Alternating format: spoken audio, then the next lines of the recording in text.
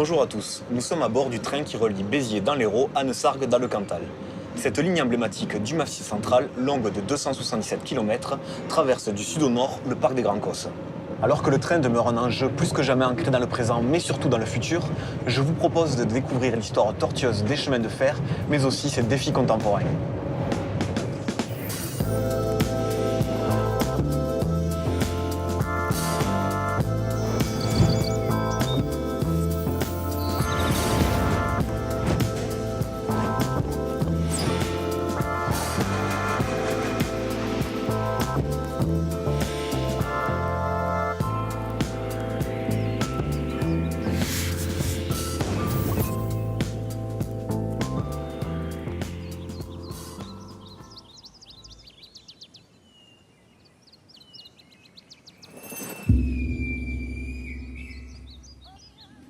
La réflexion autour de cette ligne se fait dans les années 1870, avec le souhait des politiques de relier directement Albi à Marseille.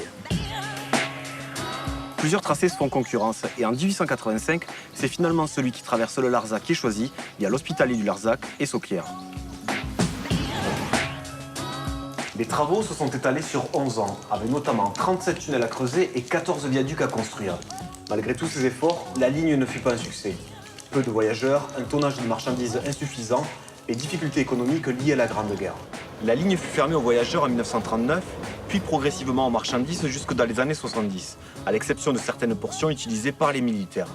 Vous pouvez aujourd'hui vous balader sur le Larzac pour redécouvrir les traces du train sur le plateau.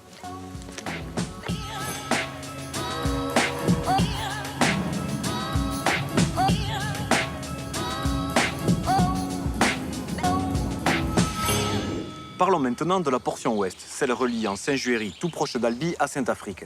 Déclarée d'utilité publique en 1881, les travaux ont été un vrai parcours du combattant.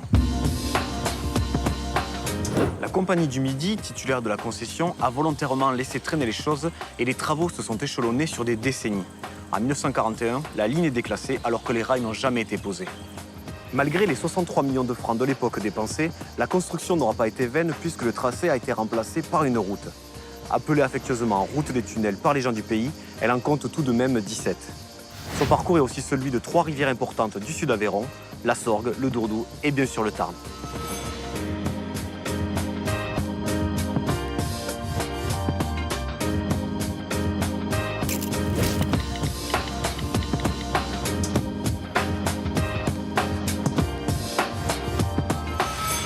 Malgré les échecs de ces lignes adjacentes, le tracé Béziers-Neussargues garde sa vitalité, surtout de nos jours où la mobilité reste une question primordiale pour notre territoire rural. Et puis les idées ne manquent pas pour mettre en valeur le patrimoine ferroviaire. En surplomb de la magnifique vallée du Cernon, la voie ferrée a trouvé une nouvelle utilisation depuis la mise en place du vélo-rail. Accessible à tous, ce véhicule assimilable à un pédalo permet de profiter des superbes paysages tout en s'imprégnant des infrastructures du passé.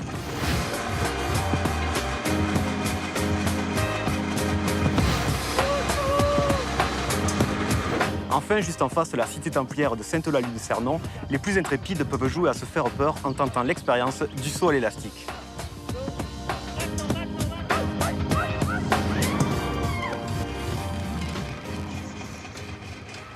L'épopée du train dans le territoire du parc est remplie d'histoires passionnantes, comme en 1912 lorsque le train Béziers-Neussargues dérailla après la rampe d'Angairesque.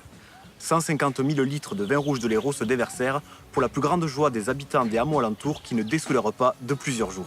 C'est depuis l'imposant viaduc de Saint-Laurent-d'Olt que nous concluons cet épisode. Moi je vous dis à bientôt et d'ici là, restez curieux.